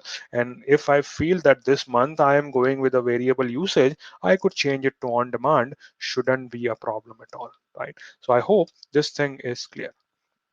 So what I have done, I have added a table into the PDF. So you should be able to get more detail on what are the different provision mode, what charges are calculated, what is the benefit of it, and what it is suitable for. And if there is a floor and ceiling type of mechanism, if there, so on demand can scale to 0, no ceiling. You can go up to anything. But when you say provision, you still set up a minimum and maximum threshold on those services. So that is a basic of DynamoDB. All right. Now, we could talk about the whole day on DynamoDB and still there would be more ground to cover. So I'm limiting what the basics information is, and we would be reinforcing this learning by Jamila. She would help us in getting the next thing related to the workshop on that. But last call for question. Anyone, any questions, any doubts on DynamoDB? I would share some links which is already in the resource section. Check those sections. You would have a lot of material to cover and learn from. So check some of the video presentation and some of the skill builder labs, so skill builder trainings I have added into that. Okay, so I hope everyone has followed along and learned something new. And now let me add Jamila to the stream. Good morning, Jamila. Good morning, Ash. Good morning, everyone. How are you all doing? How is it going? Ash, you were awesome. I learned a lot. I was drinking Thank my you. coffee and just enjoying. And then I realized, oh, I need to monitor the chat sometimes. But our other colleagues, Parna and James, were cracking it and rocking the chat while I was enjoying my coffee and breakfast and listening your Nice. fantastic I guess you explanation. went for a run. How was the run? How 10 kilometers or 15? Don't mention, please. I didn't. Just pulling your legs, Jamila. At least you are going. I'm not going at all. So yeah, I have to fix that. Let me tell you the reason behind my kind of motivation going for a run on Saturday morning. It's a Persian New Year next week, and in our region, we bake specific sweets for Persian New Year. So one of the sweets I baked yesterday is called pahlava in our language. It's like baklava, and Uh-huh. it's super delicious, but it's super. It It's has too like much sweet in that. Yeah. exactly sweets and butter, you name it, right? But yeah, so I couldn't just eat one, of course. I had another excuses. Hey, you baked it after work. You're tired. You deserve it. Blah blah blah. So I ate as much as I want, and it was late evening. And in the morning, of course, I had some guilt, and I decided to go for a run. But I wasn't particularly running. Half an Yeah. hour, whatever it is. But Good, hopefully, yeah, good. I can try. Nice, nice. Thank you. All right. So I'll let you complete the workshop part, and we would be sharing this detail into the sections of resources. So check for that. And if you have any questions, we are here to help you with answers. So over to you, Jamila. Thank you. Thank you, Ash. And let me also ask. James was also in the background helping a lot. James, would you like to come live? I know one of the topics that you're really passionate about is DynamoDB. If you want to come live, just share your wisdom, your experience, or things maybe the workshop will not cover, or Ashish didn't cover. You're more than welcome to. No, I'm all good. Okay, cool. Great. Let me then share Yeah, my he's screen. in he is in jet lag, so I won't push him. Yeah, He yeah, just yes. returned from Canada, so Okay. probably that's why. Yeah, that but yeah, he would be probably presenting more things in the next session. So thanks Yeah, for yeah, that. it's absolutely fine. Yeah, I I know him, completely and I agree. just Yeah. wanted. I saw he's super active, and I didn't want to leave him behind, especially given the fact that this is his favorite topic and service. Um, I'm going to share my screen. Give me a second. Share my screen. Okay.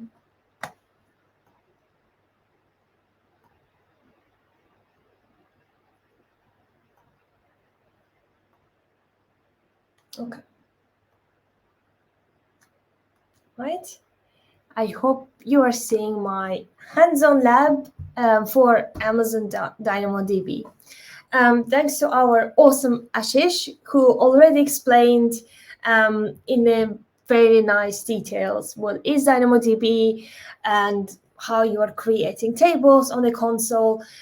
So I will just complement with this workshop, which is publicly available, and I'm happy to copy and paste in our chat, which is going to be in a second. And also you can access this through our resources section in BESA program's website. You can go ahead, walk through the whole sections on your own time, no pressure. We will just today cover some basics, the first bit and a little bit of the second side of the lab, just for the time, and kind of give you a feeling how to create the table by not using the console, because Ashish already used the console, so I just want to complement it.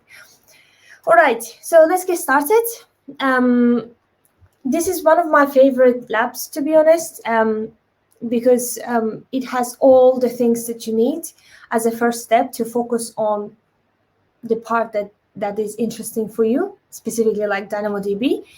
So what we will see in this lab is a CloudFormation template, which we will run, and then it will create a VPC, public subnet and a private subnet for accessing Amazon DynamoDB through AWS Cloud9. So this is the architectural diagram that shows what is going to happen in the next sections. Let's go ahead. We see that for the prerequisites, you'll need an AWS account and a user identity with access to the following resources. You'll set up your account, and please don't forget, once you complete the workshop, you will need to follow the cleanup section so you are not charged unnecessarily for the workshop that you were just testing. Let's look at the setup part. So there is a CloudFormation template, as I said. This is why it's my favorite workshop. It's because it's really easy. Like, instead of you going and creating the VPC and subnets and route tables, it does all for you, where you can just focus on the creation of DynamoDB table and adding data and seeing how this thing in general works. So go ahead, download this CloudFormation template to your local machine, and then you will see that it will create one public subnet, 3 private subnets, and AWS Cloud9 environment deployed in a public subnet. So once you downloaded the CloudFormation stack, it says that you need to create the stack in the CloudFormation console. That's what we are going to do. So we're going to CloudFormation console. If you are completely new to AWS console, you just need to type CloudFormation in the search engine of AWS console, and here you'll see CloudFormation. Once you click on CloudFormation, it will open up this landing page.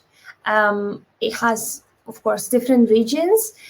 So yesterday I went ahead and walk through the workshop just to make sure that it is working and what I'm going to talk about today. So I went ahead and uploaded the CloudFormation template here by creating a stack. We're going to do it as well, but this is just to show you how it's going to look like at the end. So I'm just going to change the region, just not to confuse you in terms of setting up the creating a stack. So as it says here, we need to create a stack. We're going to upload the template file. You need to choose the file, which is going to be the file that we just downloaded, DynamoDB Labs, and then you're going ahead next, and then you need to specify the stack name. DynamoDB. So the rest we will keep it as it is. Fantastic. Like this. All right. IAM permissions and all the rest of it, I will keep it again as default. I'm not going to change anything. And then we will go ahead, basically just submit. And just to give you a heads up, this is for testing purposes. It is not, repeating, it is not for production, because you need to make sure that for the security reasons, everything you do is completely secure, not accessible to internet if your business requires so. So whatever we're doing in this workshop is completely for testing purposes, just to give you a hands-on feelings of how things are working, and not to focus on creation of VPC, the route tables, etc. This CloudFormation template gives us really good starting point. Right, we are receiving an error, which is fantastic, which always happens with my live demos. That is the reason I already created one in advance. So we can actually go ahead and see why it is failing. So we can see here the following resource failed to create, resource creation cancelled. So even if you received an error, so we're not going to dive deep and fix it right now. What I'm going to do, I will basically roll back to the CloudFormation stack that I created yesterday, which worked perfectly well, and we are going to kind of walk through that specific CloudFormation, which was completely successful. So just Jamila, one thing which I also get caught up with, like there is a default limit of 5 VPCs. Probably you already have 5 VPCs Right. created, and Yeah. that's why it is failing. So it is always related to VPC limit when you are deploying multiple VPC. So that is one reason I could think of. Thank you, Ash. Absolutely, I had exactly the same issue in my previous accounts, but to be honest, I don't recall that I have 5 VPCs in North California. But who knows what was going on in my brain when I was building a demo. Cool. Okay, we're going to roll back to U.S. East Ohio region where my stacks. Okay, we understood that it didn't launch. We understood where my CloudFormation stack was completed yesterday. So it says here the template builds a VPC with 1 public and 3 private subnets, and it also spins up an instance for AWS Cloud9. All right, let's go ahead and see what the workshop is saying, what we need to do. So here we give the name. We keep everything as default, and then we're going to see on the outputs tab what's been created. If we go to DynamoDB Labs, and on the output tabs, we can see that route table ID private A, private B, private C. This is the subnets created, VPC created, all looks similar as in the workshop. And then we need to go ahead and launch the AWS Cloud9. So what we're going to do, it will we need to navigate to the Cloud9 Management Console and choose to open IDE on the DynamoDB Labs. So let's do it. Cloud9. Okay.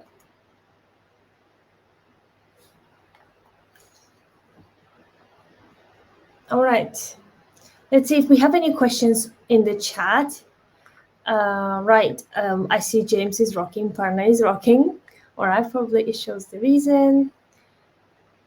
All right. I see happens to only those who do it. Okay, cool.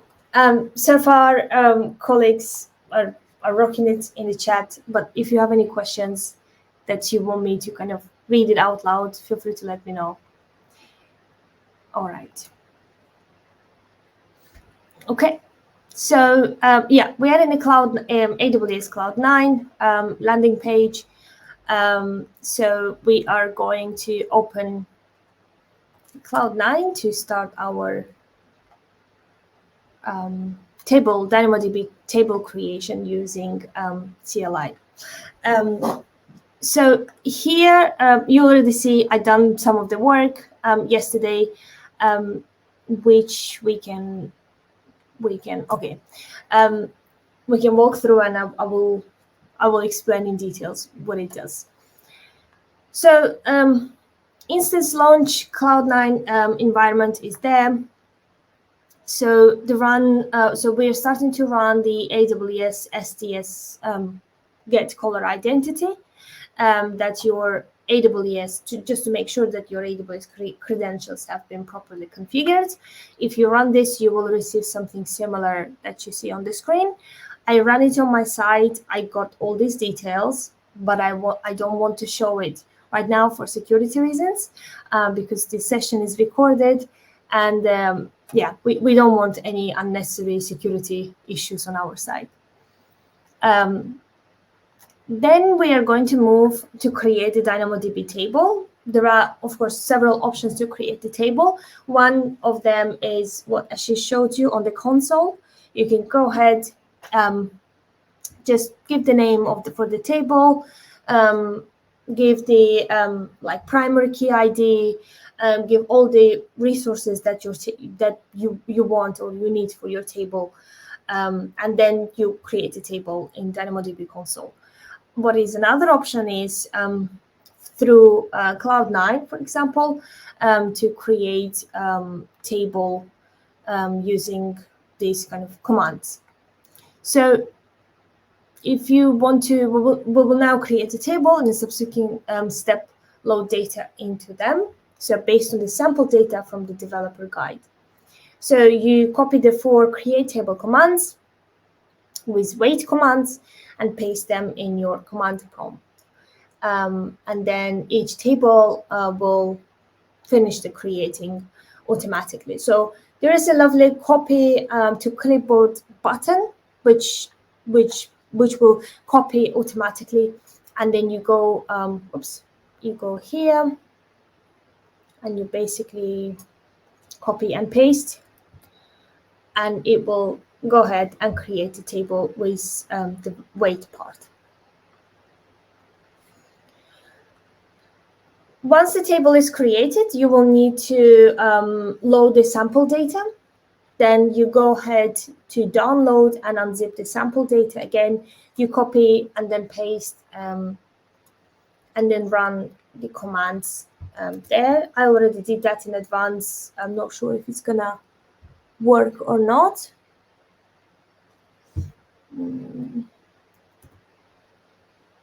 Maybe yes. Let's replace. Yeah, because I've done it previously already, the same commands in the same region with the same table. That's why it gives me additional questions if I want to replace the table, for example. What is the replace forum.json, replace product catalog.json, and I'll just say yes for the sake of saying it, because to be honest, it's the same thing. Okay, so all right, it seems okay. And then based on the workshop, we will need to go ahead and create the load the sample data, batch write item CLI. So again, we are going to copy and paste. Again, I have no idea. Yeah, it gives unprocessed items, which is exactly what is expected from the workshop. And then, as it says, the sample output should look like this, that we already saw. And then you are free to go ahead and explore the DynamoDB table, what's been created, and read the sample data. You can read the sample data using your command line. This is your table, basically. Let's go ahead. So items, title, you see price, brand, description, color, product category, blah, blah, blah. And we see different kind of the input of the table. What we can also get, we can run AWS DynamoDB get item if you need to extract specific part of the table and the key ID, which will give you kind of less. So this is the kind of the extracted part of the data instead of getting whole data from the table. This is the extraction of it.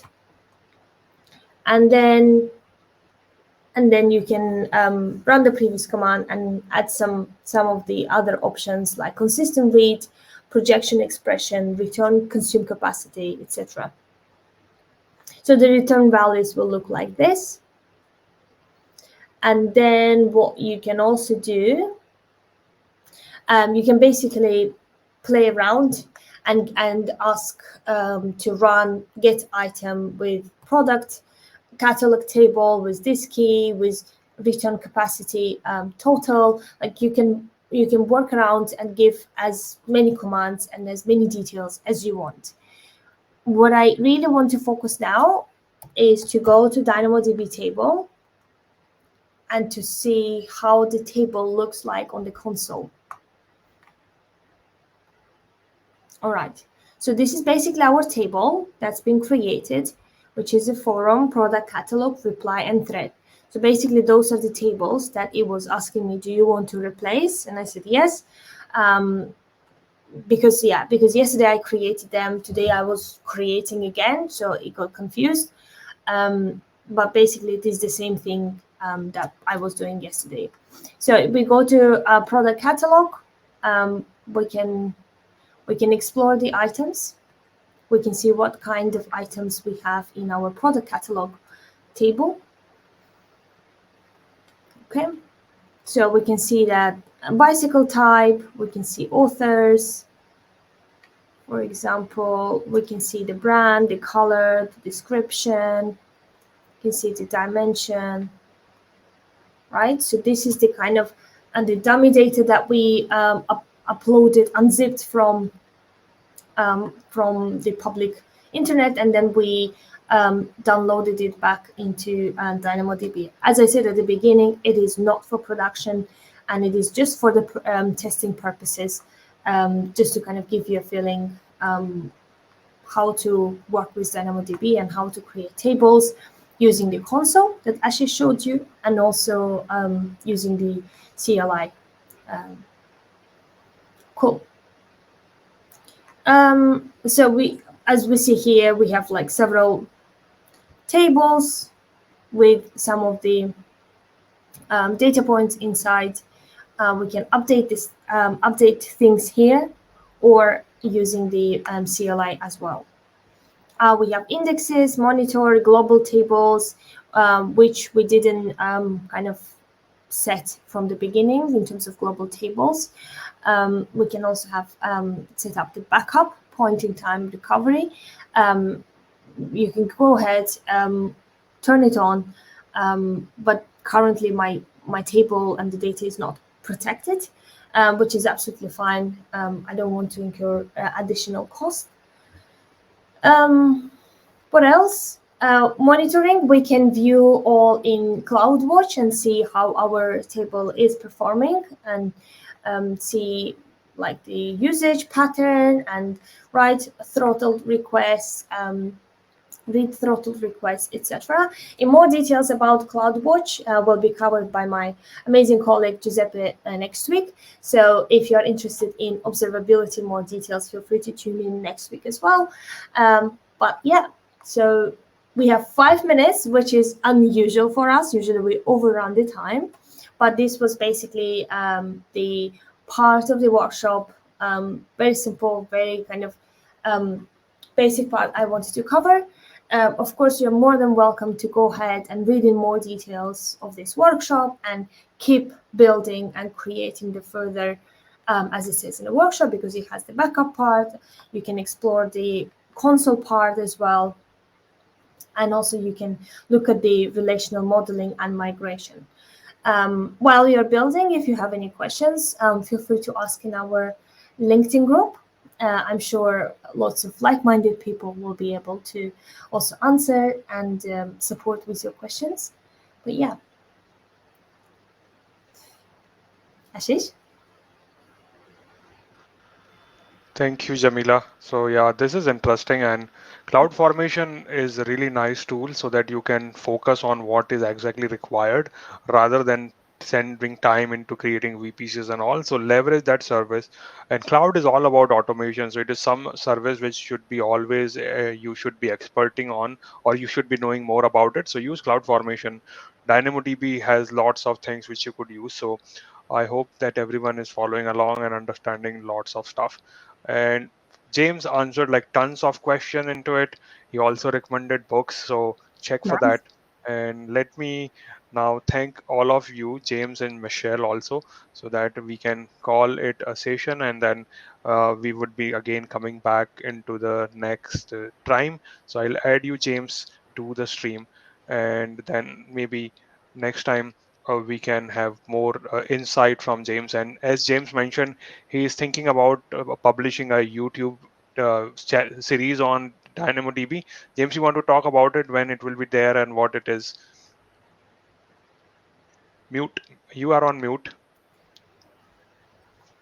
There we go. You'd think after doing this Yeah. for this long, I'd remember to take myself off mute by now, wouldn't you? No, so last month I did a poll on Twitter about what content people would like to see on YouTube, and DynamoDB came second behind some Yeah. .NET modernization stuff. So yeah, probably throughout April, maybe into May, I'll do a deep dive from an application development perspective, of course, probably with examples in .NET, maybe Rust. I'm not sure yet. To go through like data modeling, how to model for Dynamo, how to build against Dynamo, because I found when I first started using Dynamo, it's really easy just to throw data into Dynamo because it's schemaless. You can just put anything in there, and then you really quickly start to hit problems if you do that. So how to think about your data, how to model your data, all that stuff from an app dev perspective. Nice. Yeah, that would be interesting. I'm looking forward to it. I want to also talk about, James, what other content you have on your YouTube channel. So feel free to share it here. Everyone would get benefited by a great mind like you. And you put a lot of effort. I've seen some of your videos. You put a lot of efforts in that. So share that link and let us know what else is there on that YouTube channel. So it's a little bit niche. So it's mostly serverless .NET content. A little bit of Java content on there around Snap Start, one of the features of Lambda, how to run Spring Boot on Lambda, and then I've started doing content on Rust, the programming language Rust, and how to use Rust with Lambda, simply because it's just incredible how fast it is. I think there was a Lambda function I wrote, and I think the cold start was about 10 milliseconds, and the execution time was about 3 milliseconds. Like, it's just crazy. It's just crazy how fast it is. So yeah, it's very app dev focused, very serverless focused, a little bit niche, but if anyone's interested, then. And if there's anything if people want to see content on, like I say, it's very much from an app dev serverless perspective. But if people are interested in seeing things, reach out on Twitter, let me know on LinkedIn, however you want to get in touch. And I'm always looking for more content ideas, so reach out. Thank you. Thanks, James. That is interesting. All right. Anyone, any final questions, anything which we could help you with? I'll put James' YouTube channel link into the chat. So, into the resource section. So right now I am displaying it on here. So check this channel. You would find a lot of great content there. And I will include this also in the resource section so you can revisit it if the need be. And be mindful of the next week, the time change. Now, for some of you in Europe, maybe it would be still the same because you may also observe a daylight change by that time. But for others, be aware that UK is going through a daylight change and it may jeopardize a little bit of your schedule depending on what you have planned for. So check what will be the suitable time zone. We would stick to 9 a.m. UK time zone for delivering these sessions, and you may have to do a little bit of conversion at your own time zone. So just be aware about that factor. Okay. Thank you. Thanks, everyone. And content track on architectural pattern, that would be interesting. Yeah, that is good thing. Yeah, so good to have a lot of content coming up, and give us some ideas if you feel that there is some areas you struggle in job interviews or maybe into your day-to-day life. And if we know about it, we would be happy to include all these stuff into the next session. So hope everyone will have daylight saving change effect from Saturday or Sunday. I think it 26th. It's Sunday. The time won't change. So for next week, it'll be the same time as this week. Okay, good. The week after, then we are saved. Sunday, does it? Next week will be okay. The week after will be. After that. That's a really good point. That's Thanks. good. Yeah. All right then. Thank you, Michelle. Thanks for joining and thanks for answering the question. And I hope everyone has enjoyed. I'll let you enjoy the rest of the weekend. And if you enjoyed something, feel free to share, feel free to like, subscribe to the channel so that more people would know about it. And we would be happy to help as much as we can. Thank you so much. Have a good one, everyone. Thank you, everyone. Bye-bye. Bye-bye. Bye.